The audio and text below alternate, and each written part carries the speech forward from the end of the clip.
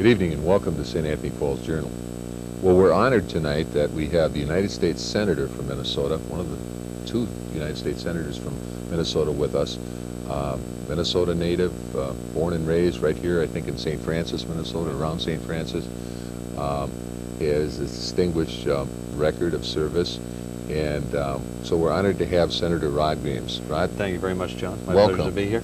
The little town is Crown, just about 8 miles from St. Francis. That's right. But if you're up there, you know where it is. Uh-huh. But not that many do. But it's a little farming community, but a good place to grow up. Is that Anoka County? No, just in Disanti County, about a mile in Disanti County. It's got to be close, yeah. It's close. You know, I feel kind of on the other side of the, there was many times when I was in television that I'd have you on as guest. Now, I hope you're not going to try to get even with me if I happen to ask you some bad questions. No, you're very lucky because you were so nice to me. So I gotta be nice to you too, which is very easy, by the way.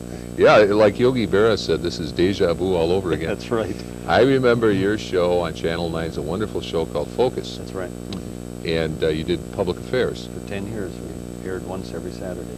And that was a great show, and we always were delighted, we in local government, to be able to be on that show. It had tremendous listenership. And like what you're doing here, a lot of people don't get a chance really to see or to hear their local officials, but it's so important because it really affects them in their everyday life, whether it's, you know, picking up the trash or making sure the county government is running well, the parks and mosquito control, other things they've talked about, but things that touch them every day. And it's a very important job and probably one of the tougher jobs, but I'm glad to have the opportunity to be here with you tonight. Do you still live up in that area? Yes, I do. Yes, it's home. Weren't you a farm boy? Grew up on a dairy farm. Uh-huh. I still own the farm. Get out there in those cold mornings? That's right. It was the warmest place to be on the farm, was in the barn. But grew up on a dairy farm. I still have it. A friend of mine, you know, does the farming on it. Now we don't have any cows or any animals, but he keeps the ground under till, which is very important. But I'm still a farm kid, and every weekend I like to go get some dirt under my feet, and not all the concrete and clay. Well, actually, you know, that area out there, St. Francis and Crown, is almost part of the city now, isn't it? It's really growing. I mean, when I grew up, you know, when I was 12, 15 years old, you look down and, I mean, the cities were 50 miles away. Mm-hmm. And you had the little towns in between, but now it's just kind of growing suburb after suburb. Mm-hmm. And there is a lot of pressure to the north. And the little high school I went to, St. Francis, we had about 250 kids. Now the classes are over 400 in each class, not the whole school, which we had. And plus they're now planning additional new high schools that are going to have to be built. So the area is growing. A lot of pluses and minuses with it, but yeah, it's changed. Although right where I am, you know, there's some houses popping up all over, but it's still rural. And, you know, you just wonder how long it's going to stay that way. Well, on last week's program, we had Commissioner Dan Earhart from Anoka County and Commissioner Penny Steele from Hennepin County on. And one of the things that both those counties are involved in is transportation. And I know that roads, bridges, in the case of Anoka County, they're talking about a commuter rail system up Highway 10. Very important. I know you've been very helpful, and with Hennepin County, with their light rail system, that you've been very helpful there, well, too. the North Star Corridor is going to come like within 15 miles of my farm, so I can just imagine, you know, a lot of the people being able to take advantage and drive 15 miles to Elk River or wherever and be able to get on the train and make their way into the cities and have a good day of shopping or entertainment and then be able to come back out. So it's an issue as time has come, and I look forward for the North Star Corridor to be on the tracks and running within the next few years. I think it will be. And I think Hennepin County and working with the other counties, including Anoka, will probably have the, thanks to you, as part of the funding from the federal government for light rail transit and the North Star Corridor. Well, they've done all the heavy lifting. They've done a great job. And, you know, we help a little bit on the peripheral side, but working together with them. But they really have taken this issue. They've developed this issue, and they've put it out there. And we were just glad to, you know, to do the small part that we could. But our hats are off to them, of course, for the great job they did. And this is what I mean about you don't know how much your local officials are really doing until you get a chance to, you know, watch a program like this or get a chance to get out and talk to them. Well, a very important part of your job being United States Senator is, you know, people think about war with China or atomic disasters or something, but probably a great deal of your day is taken up with working with the local elected officials and the people in the towns and counties. Very much so. And in fact, I've got one fellow in my office, and he's like the ombudsman just between local governments, cities, counties, and whatever, because it is so important, and we're getting more intermingled all the time in things the federal government does, and whether it's, you know, part of the financing package or the rules or the regs and how to get through them. But it's very important, and I know they work close together and work with the cities and counties and the state. But the federal government is also, a big part of that mix, like it or not. Sometimes it's too intrusive, but sometimes it's a good partner. And so we have people on our staff that are just, to do that one job, and that is to make sure we keep a good working relationship on those projects and the needs and where we can help, and then get out of the way where we shouldn't be. Well, I know that there are many, many things facing the federal government in Washington, D.C. It's a very complicated life you must be leading in with all of those sophisticated issues. As we talk here today, President Clinton is in Russia, talking to the new Prime Minister of Russia about trade, about the Star Wars concept, or whatever we're calling that. What's your take on all that? Well, I'm glad the president is over there, but really it should be laying the groundwork for the next administration. When you're on the, out the last number of days in the administration, it's not the time to be making major decisions. Those decisions right now should be left for the next Congress and the next administration. But I think the president going over there and bringing up the issues, start laying out the talks on the table. He's also stopped, I think, in the Ukraine to talk with the president there. But that's all well and good. But it was not the time to make any long-term agreements or sign any major type of pacts, and he hasn't done that. So I think this trip could be productive to help the next administration move forward with whatever we need to be doing with Russia and the new government. This new government in Russia must be a source of constant concern for you. It looks like almost like nobody's at the wheel. It looks like anarchy there, like the Wild West kind of. Well, they are doing some things right, and if you're in Moscow, the economy seems to be going well. I've been there, and things seem to be operating. Trains close to being on time, you might say, but it's in the out parts of Russia that maybe some of the real problems are. So Putin's got a big job ahead of him. But, the decisions he makes are going to have to be good. What's good for Russia? And how are we going to move their economy into the 21st century? How are they going to continue to improve the, quality of life for the Russians? So he's got a big job ahead. So, I think his first worry is improving the economy. And, we can be a partner in that through IMF loans, World Bank loans, U.S. investments. But things, there have to be a lot of agreements that worked out in order for that to happen. But Putin, I think, his main concern has got to be the economy and pulling it out of, like you said, maybe the chaos that they've had there. And really, the underground works better than the government. And Well, we need to turn that around. I used to work for your predecessor, one of them, Senator Hubert Humphrey, and he told us one time, he said it in a speech and said it many times in discussions, that as far as trade goes, we should trade anything with them that they can't fire back at us. That's right. If you've got them buying corn and other things like that, that's keeping their money invested in food and not in arms. But you're right. That's a good way to put it. Well, I guess he was right, but I think, I stop and think about how that wall came down, the Berlin Wall, and how long people our age waited for that, and what a horrible thing that was. And I think sometimes that what brought that wall down was probably reruns of the Mary Tyler Moore Show or something. I mean, I think people in places like Russia saw consumerism. They saw the way the rest of the world lived, and they wanted those things. And that's why the permanent normalized trade relations with China is so important. It's that same type of access. And our businessmen and women can be some of our best ambassadors. But the more they're exposed to Western ways and basically freedom and democracy, they're going to put more pressure on the Chinese government for change. They're going to be hungry for that more than what we can do by imposing restrictions. So that's why I think we need to open it up. And if we're really worried and concerned about human rights, religious persecution, workers' rights, environmental concerns, the best thing we can do is to have contact, have trade, and I think with that is going to come improvements. If we don't and they shut the door on us, then we have no influence. I'd rather have influence and contact than to have the door shut on us. And it's good for our economy as well. So, I mean, it's good for us and it's good for the Chinese people. So I think recognizing normal trade relations is a win-win for America, and it's a win-win for China. At the same time all that's going on, we have this, we have in parts of the Middle East and parts of the whole crescent of Islam, all the way from Morocco to Indonesia, I guess all the way to the Philippines now. We have a rising concern in the Muslim world about the United States and its foreign policy. What's going on there most recently?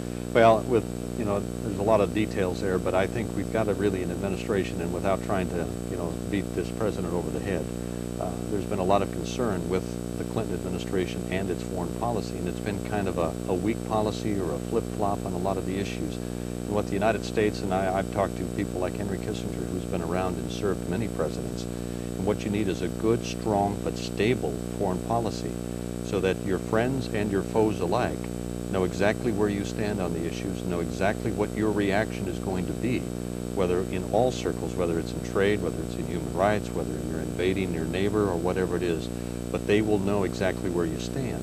And with that type of policy, you earn respect. And right now, I don't think that we have that respect that we probably have had in the past. So I think the next president, whoever it might be, I think needs to set out something that's going to be even a stronger, more stable foreign policy than what we've seen today. Somebody great once said, the past is prologue to the future, and those who do not know what the past was are condemned to repeat its mistakes. I noticed there's an insurrection in Mindanao, and the Huks and the Maros are Islamic people, actually in the Philippines. And people are saying that we should go in there. I think most people don't know that right after the Spanish-American War, we lost about 20 or 30,000 American soldiers fighting that exact same war. It's still going on. So we have to be careful about involving ourselves, don't we? Well, it'd be like what happened in Yugoslavia. Mm-hmm. I mean, that war has been going on for, centuries. Mm-hmm. And for us to believe now, because we've got troops in Bosnia, that somehow we have cured the problem. All we have done is been able to keep the sides apart, much like what's going on in that part of the world. And the feeling is that as soon as we withdraw, and we will have to sometime, unless we're going to stay there 20, 30 years like we've been in Korea or longer, 50 years, but if you were to pull out of there, that the old hatreds would come back and the conflict would renew. So there's a lot of work to be done to try to cure that, but I don't know if we can, and I don't think by holding the two sides apart is going to cure that problem. The Caribbean, Mm-hmm. Most recently highlighted by the little boy from Cuba who was here, and what really came about was this whole morality play on our relationship to Castro. What do you think about that? Have we got the right foreign policy with Cuba? Well, there again, I was always supportive of having Elian go back with his father. I didn't think he should be played as a pawn either by the Castro government or by the United States. I mean, here we've got a little boy that's involved in his future, and not to be being torn between two political.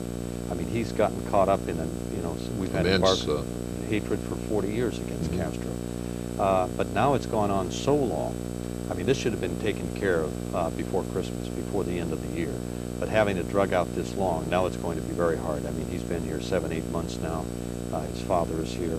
But now, to me, whatever settlement is reached, it's going to be a lose-lose, I think, for us. And it looks, right now, if I was going to guess, I would say because of the recent court decision that there would be no appeal process in the family courts in Florida, that more than likely he will be returning to Cuba with his And father. Castro is making all the hay he can out of this. Yes, and it just gets louder, and like this is a big victory.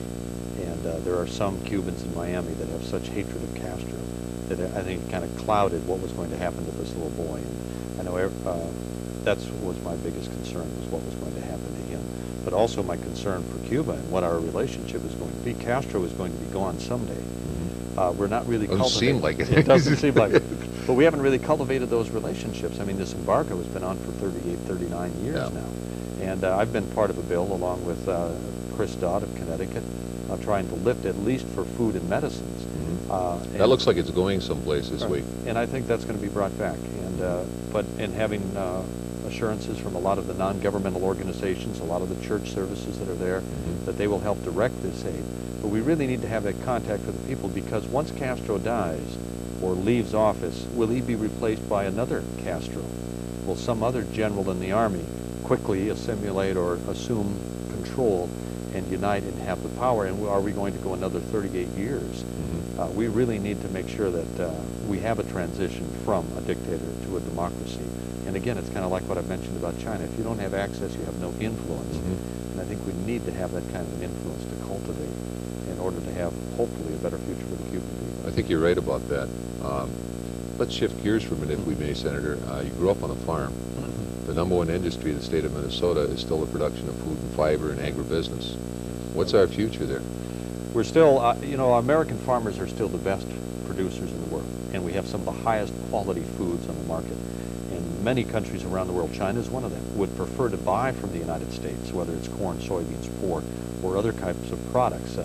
I know I was over to China, and even a flow valve that was manufactured in the United States, Rosemont, has a factory in China, but they'd rather buy the one in the United States because it said made in USA stamped on the bottom compared to made in China, even though it's the same valve. But that's their mentality. The U.S. has got a good reputation for quality. If we open those doors to trade with China, that's been Minnesota's biggest market, about a third of everything we grow. And we felt the problems in the farm community in the last couple of years because of the recession in Asia. Even though they're pulling out of the recession, trade is starting to build back up. Closing the door to PNTR would basically put us back in that same recession. What is PNTR? That's Permanent Normalized Trade Relations. It's the same trade agreements we have with all other countries around the world, showing no special favor to China, but allowing them to trade with us just like any other country. But for our farmers, if we did not do that, we could tell our farmers, you might as well stop growing 1/3 of your crops, shut off 1/3 of your production, and that's where their profits are. So for us, for Minnesota, for our agricultural community, opening the doors to trade, especially in China, but other parts of the world, I don't know if people realize this, but because of embargoes that we have imposed, going way back to like the grain embargo against Russia, everybody remembers that, but we still have lingering embargoes. Under the Carter administration. Right. To about 40% of the world's population is off limits to some or all of our products. So many of us in Congress are pushing, and the President did respond by lifting some of those embargoes and canceling them. That improves our trade picture as well. But in the future, John, this is international, this is global, and if we're not part of it, we're going to hurt ourselves. So we've got to be very aggressive, have good trade agreements and relationships, and, well, like I said, we've got some of the best workers, we've got some of the highest production, and the best products, and that makes us competitive. Oh, you know, our time is going by so fast here, and there's so much I want to ask you about. As we sit here, Senator, we hear rumors that one of our biggest industries, employing 20,000 people in the state of Minnesota, Northwest Airlines, may be bought out. We may not be a hub. What's going on there? There's a lot of concern, and I know brewing, and just the talk and not knowing exactly what would happen. Of course, the Justice Department would have to have some real oversight on what's going to happen to make sure that you know, we're still going to have a competitive airline industry or air traffic here in the Twin Cities. But we're a pretty good market no matter who comes, aren't we? That's right. And Minneapolis has been such a great hub, but that doesn't mean maybe some of the influence wouldn't be pulled away, whether it's maintenance or reservations, and it could hurt our economy. Minnesota's been so strong. We've been blessed with many headquarters of Fortune 500 companies here, and we've been losing them little by little. You know, Honeywell is one of the latest. And every time that happens, it does hurt. It's part of this upsizing, isn't it? It's part of this. We're getting bigger. When we have deregulation, we have fewer banks, we have fewer airlines, we have fewer breweries, we have fewer everything. It seems when you deregulate, it seems that things seem to get bigger. And you can't really stop it. But the only thing is to make sure that there's no monopolistic type tendencies, that air service and accessibility will be there. But also, John, a lot of times, you know, bigger isn't always better, and it always leaves niches behind. And if you remember back in the days of radio and TV came in, they said you might as well shut the radio down. No, radio survived. Then when FM came in, AMs were going to die. No, they're very strong today. Radio's probably stronger than ever. Right. So there's always niches, and, you know, small banks, and it's, again, person-to-person contact. And it's those who deliver the best service. Just being big doesn't make you better. You've got to deliver the service, and you've got to be competitive in the price. So we're hoping that that my preference would be that there wouldn't be a merger, because, but that doesn't mean that I would stand in the way of it. I just think that we need to look at it very carefully. Justice will have a review of it, and hopefully in the end it's going to provide the best air service at the most competitive price for people in Minnesota and the rest of the country. Well, you know, it's that time of year. Elections are coming up, and I think I'm going to have an exclusive now. You can announce what your intentions are in this next election. Go ahead. I think we're going to be a candidate, and we're going to run. So you heard it here. We haven't formally announced, but we'll take care of that. We've done everything. Oh, no, you have. Okay, we're formally announced. Here we are. No, I'm just kidding you. I know that you are running, and you are in the middle of a very important campaign, and that's got to be a hectic time for you. Well, an exciting time too. Well, it's exciting, but you know, we still got a full-time job to do in the Senate, and I still, you know, we've got to put in the job. We've got to do the things that Minnesotans elected me to do. Sometimes people wonder why anybody wants to do that, because I mean, I think I remember, you know, some of these people, these poor, and I mean poor people in Congress spend about half their time in an airplane over Ohio somewhere, Well, coming and going. You know, and you've been in public service all your, in many part of your life, and you know how important it is. And other guests you've had on, and it's just a way of giving back to the community, but trying to do things that you think are right. And you know, you go out and you talk to people, and you know, Do you enjoy that? Do you like to be with people? Yes. Well, it was kind of like I was in broadcasting for 23 years. You know, that was a people business. You associate with people every day. You tried to get as much information as you could to report. And my job now, I get as much information as I can in order to make a good vote on whatever issue it might be. That's an eclectic kind of background being in TV, isn't it? I mean, you learn a lot about a lot of different things. Yeah, well, one day you were on ag, the next day you were on trade, the next day you were talking about budgets in Minneapolis or Hennepin County, and then the next day you were on an environmental assignment. And it's much like that in Congress. You have to do a lot of things to keep up to speed on the issue. Good staff work, I always say. But that's a good background, an eclectic background is what you really need to be in a job like yours, because you're jack of all trades, master of none kind of, aren't you? That's right. And but like I said, good staff work. When we go down and take a vote on any one issue, I feel that I've have asked enough questions, have been given enough information. We try to look at it all sides and all issues. Everybody seems to think it's always party line votes. And you know, John, that sometimes these issues are much more important than party lines or anything like that. And you come down and you make a decision on what is going to be best for the people of Minnesota and what's going to be best for the people of the country. And that's where the vote falls. Yeah, I think my experience with the federal government is that the people in the House and Senate sometimes line up behind partisan issues, but a lot of times it's more regional, isn't it? A lot of regional, and it's not partisan, it's regionalism. And if we're talking about dairy, for instance, you know, southern part of the country is much different than the Midwest. And I've got a lot of good Republican friends down there that vote against me, and I've got a lot of good Democratic friends up here that vote with me. So a lot of times it is a very regional type issue. Yeah, for instance, use of the Great Lakes for water. That's right. If it weren't for the Senate, the House is outnumbered, isn't it? And they'd be pulling the lake water out of the Great Lakes and using it down in Arizona. That could be. We could water their lilies. Going through pipes and everything else. But it's literally. True, yes. But a lot of things work more for.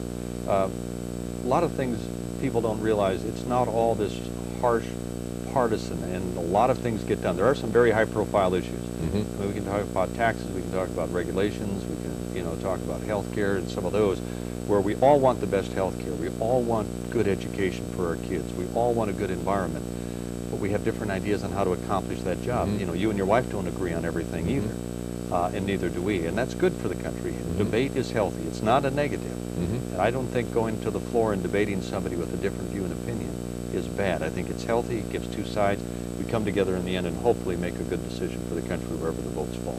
But you raise an interesting point. A lot of the debate there is not about Republicans and Democrats or independents. It's about agriculture, transportation, foreign policy, that sort of thing. And people feel differently about that, not only in different parts of the country, but different people feel differently about that. And there's 100 senators. That's right. And it's the most exclusive club in the world, they say, and very hard to get there. You've done a good job doing that. It's a real honor to be able to represent the people of Minnesota in the United States Senate. And it humbles you every day when you think about it. I think especially if you grew up here and grew up in a small town like you have, that it must be just a great feeling, a grand experience. Well, when you read it and were taught it in 5th grade, you're in government and everything, government classes, you never thought you'd have the opportunity. But again, I guess that's part of the greatness of this country. It is, and it's got to be a great experience. But once again, with my limited involvement there, and from what I've seen, it's a very stressful, very sophisticated, very tough job. And I wish you well in it, and hope you will be able to continue to do a good job. You've done a good job, very good job so far. Just quickly, what's the most important thing on the horizon to Senator Rod Graims in the way of issues facing the Congress? Well, I've been really working very hard on Social Security. I know taxes are important. I know education and health care and the farm crisis we've been dealing with. All of those are important, and it's hard to put one above or below the other, and we're working hard on them. But if you're going to look down the road, what is going to have one of the biggest impacts on average Americans? It's Social Security. The system worked well for 65 years, but if you look ahead 30 years, it's a system that can't meet the demand or pay the benefits without some reform. We're always going to have a Social Security system. So would you invest some of that in the stock market? I have a plan that would totally personalize the retirement accounts.